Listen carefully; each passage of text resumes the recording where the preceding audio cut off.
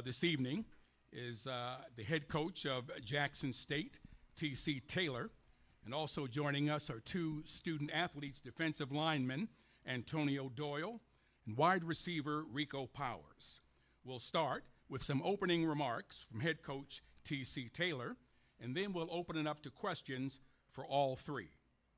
Coach Taylor? We got our butts kicked out there today.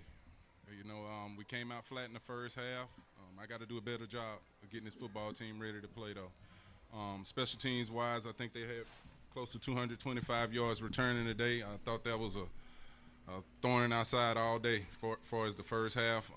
But we got to do better going forward. Myself, my coaches, as far as getting this football team ready to play. I thought, though, they came out in the second half and showed the energy that I wanted, that we should have had in the first half. But pitched a shutout in the second half, just let it get away from us in the first half. So we got to be better going forward and put this one behind us and get ready for a Southern football team next week.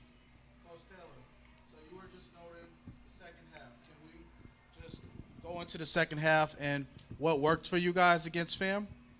The energy was there. That was the team that I recognized from last week.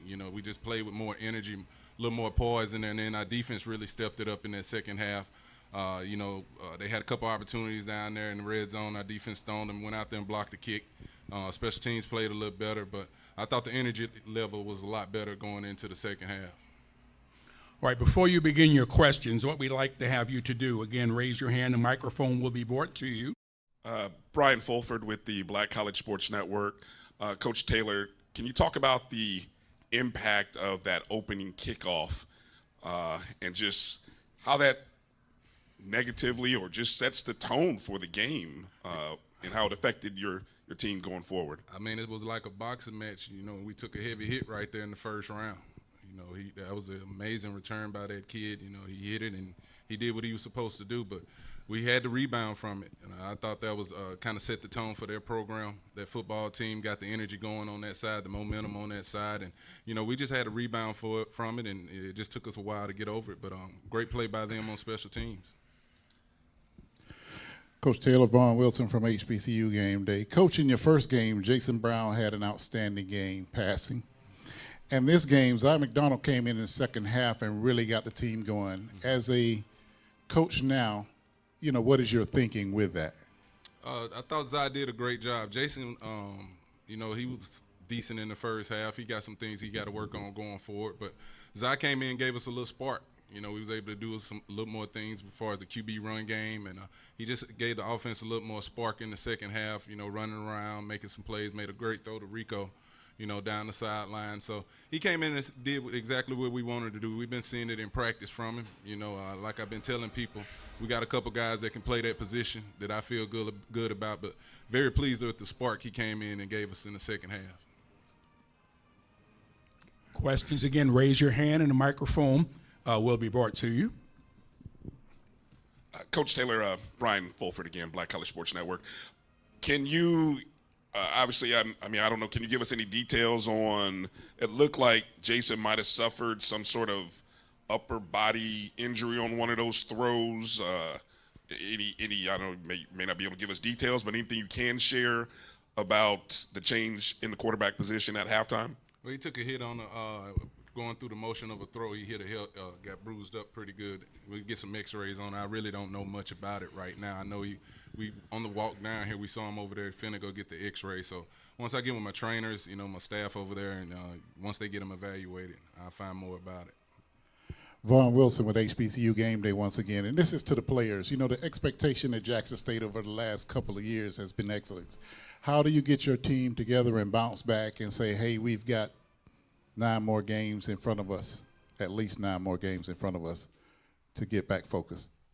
What I would say as a leader on this defense is that I need to come out with better energy, spark the defense up with making plays out the gate, and make sure we don't stay flat. I put the energy and the defense on my situation as being a leader.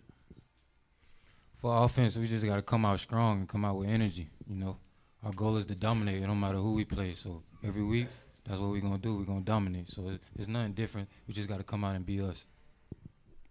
Najee Tobias with New Era Prep. Any of you can talk about this. Could you please go over the 66-yard touchdown pass from Zion and how it happened? Any of you can talk. We just feel good about that matchup. You know, I know what Rico can do, you know, vertically in the passing game. He had an opportunity. Zai stood in the pocket like he's supposed to do and made a pretty good throw. And Rico looked up, seeing the football, he ran it down. And just a great explosive play in the second half, you know. And that's something I'm very pleased about this football team.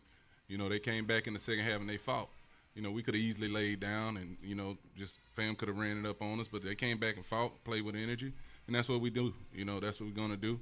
We'll get back in here, like I said, next week and get ready to go down to Baton Rouge and take care of business. Players, would you like to comment?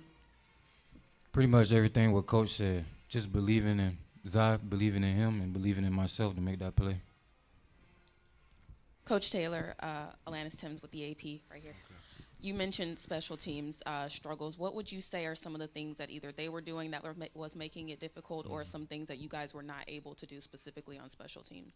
Well, I think that first one, we had a few guys out of position. You know, we talk about staying in your lane on kickoff, but kudos to the returner. That kid can fly, you know, but we basically were out of position, had a couple guys out of their lanes.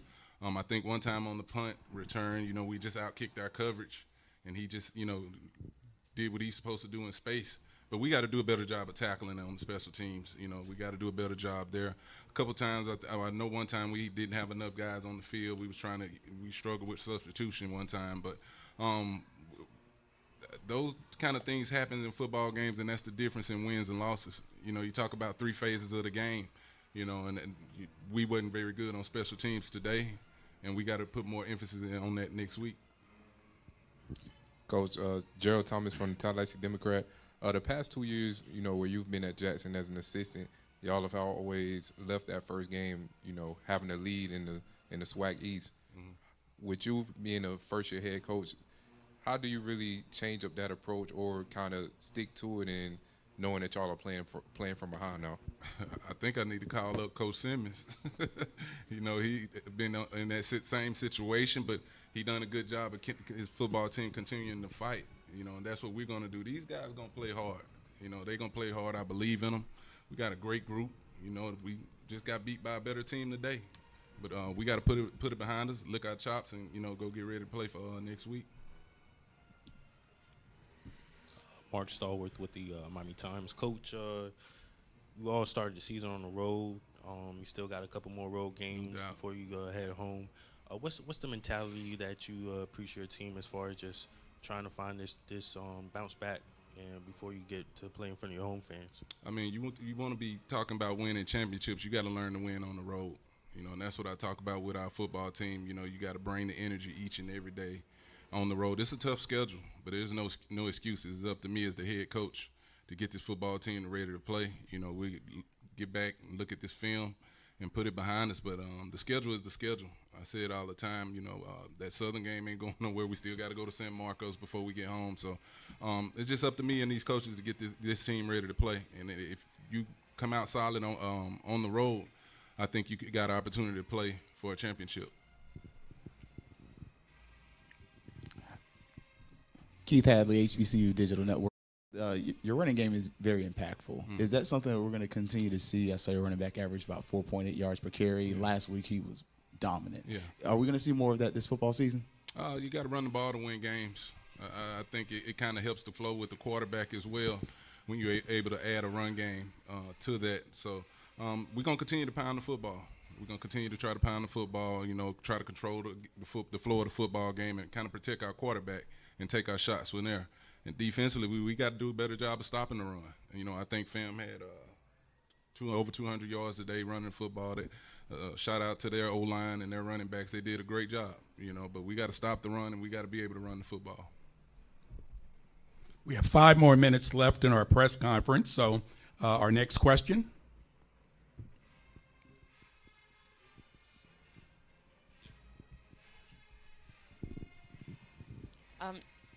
Alanis with the AP again. Just big picture question on the importance, the cultural significance of these classic games in general. I know you're someone who has been around the community and HBCUs for a long time. So can you just speak to the general importance of these classics in the week the events in the week leading up to the game?